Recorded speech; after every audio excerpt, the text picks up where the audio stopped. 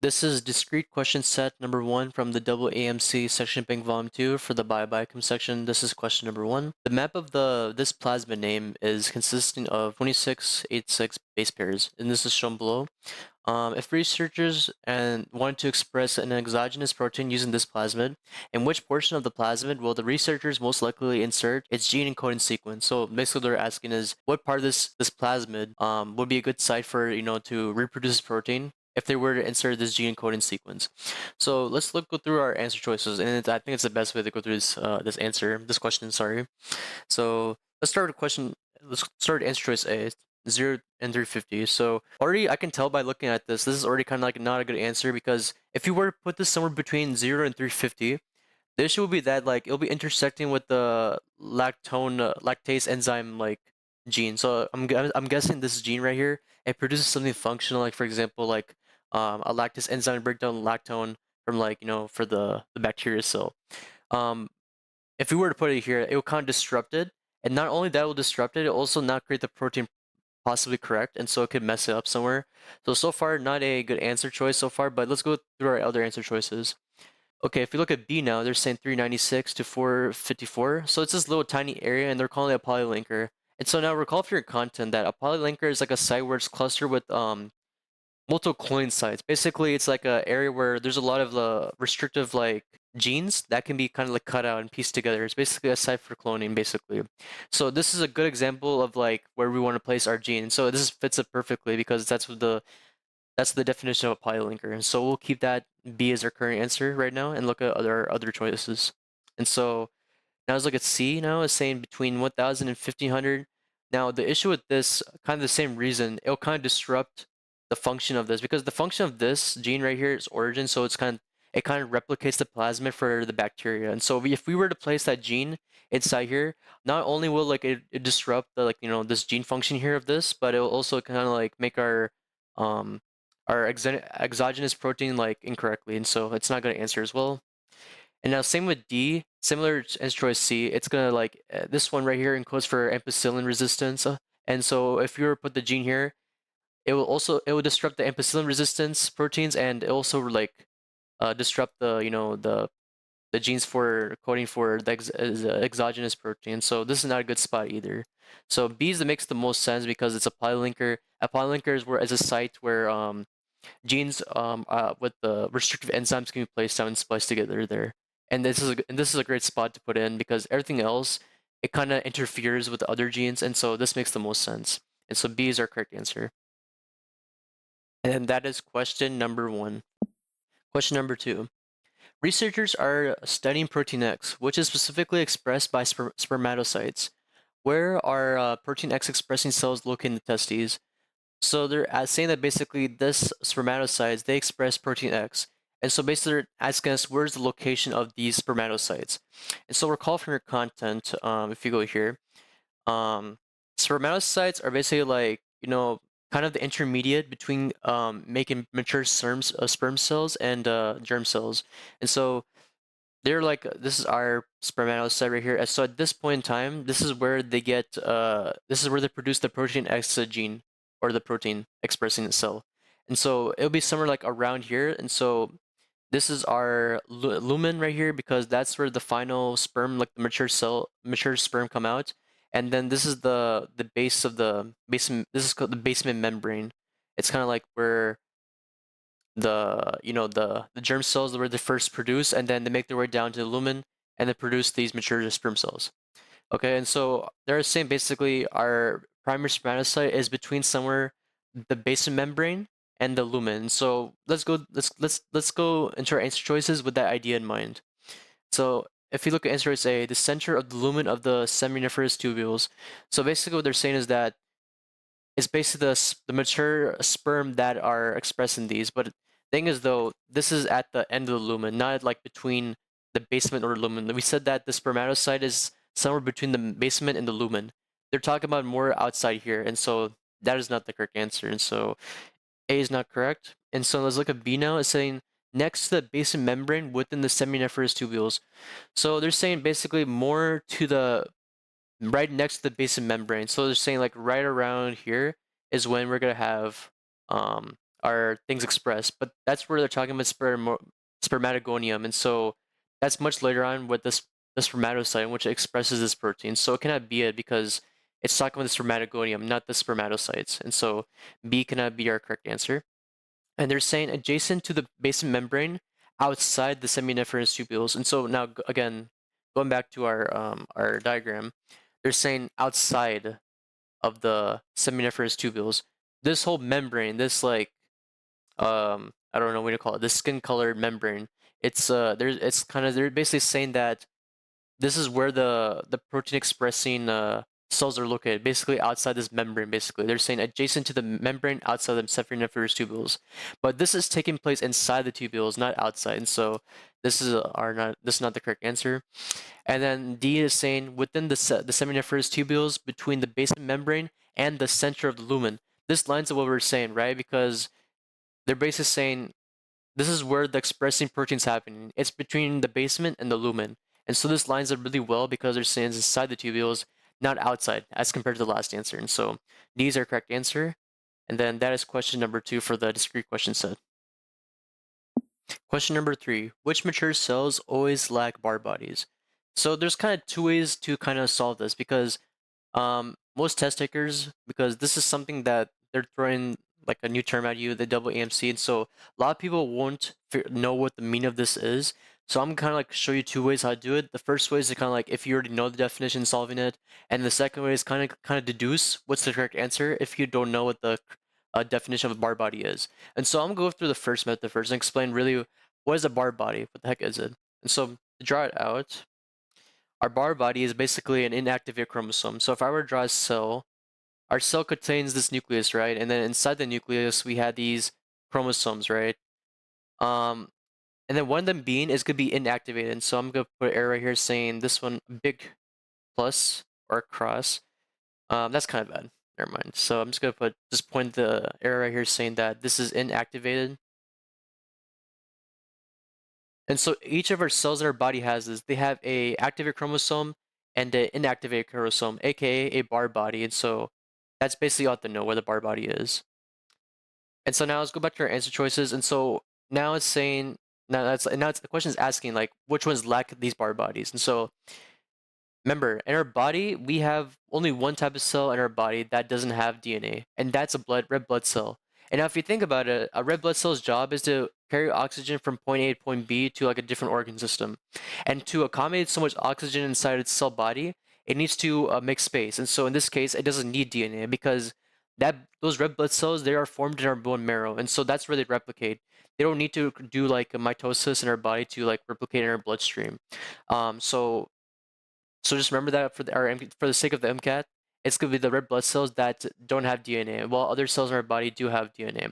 And so looking at answer choices right away, erythrocytes is basically the meaning of a red blood cell, and so right away we just choose A. Now, if you didn't know the definition of a bar body, you can still solve this problem using deductive skills on this. And so let's go start through this again. And so I want you guys to focus on the answer choices right here.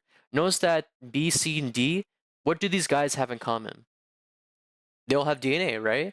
And then if you did your content review well enough, you'll understand that erythrocytes, they're red blood cells. And so if you were able to recognize that erythrocytes don't have DNA and know that all these other cells have DNA, you can easily deduce that A has to be the correct answer. Because when you're solving like a multiple choice problem, it's always best to eliminate answer choices in which they have commonality together. So hepatocytes have DNA, lymphocytes has DNA, melanocytes has DNA. Erythrocytes the only like odd one out. And so if you were able to solve that way, you will get A as your answer, and that's the correct answer. And that's question number 3. Question number 4. Which hormone diffuses through the cell membrane of its target cells to reach its receptor? So they're basically saying what type of hormone goes through the cell membrane and reaches the receptor inside the cell. And so there's only one type of hormone that does that. And so recall for your MCAT, these are the type of receptor, like chemical messengers you have to know. So there's 3 types. There's one called a peptide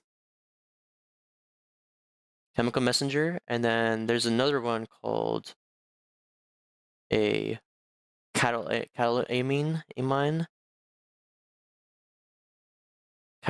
messenger, and then there's a steroid messenger. Now, catecholamine messenger and a peptide messenger, they are both what is it called? They're both polar, and they bind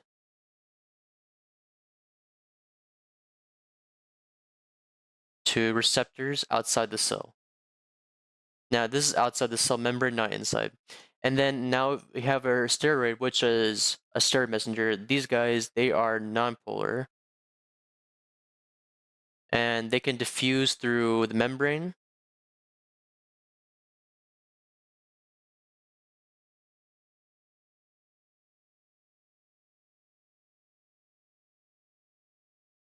And then once it diffuse through, they can bind to receptors inside the cell.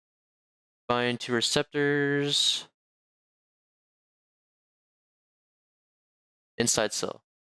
And so these are kind of like kind of the general basis on what you have to know about these guys. But I would look more into it, more into like what they do. But this is just a general consensus in what they do for the sake of this question argument. And so now if you go back right here, let's go through our answer choices one by one. We want to look for an answer choice that says that they go through the cell membrane, and then they reach the receptor. So this is a steroid basically, in which we kind of define right here because they bind inside the receptors inside the cell, and then they diffuse through the cell membrane. So we defined a messenger that is a steroid. And so let's start with answer choice A. Aldosterone. This is right away a steroid because if you like, you can tell because if you could tell if a chemical messenger is a steroid by looking at the last few letters of the word, like sterone, Sterone, that stands for steroid. It's kind of like a little abbreviation of it. So basically, it's a little trick if you want to know if which one's a steroid or not. So aldosterone is our good answer choice so far. This is like responsible for increasing blood pressure in our body, and this binds into doing this by binding to receptors inside the cell.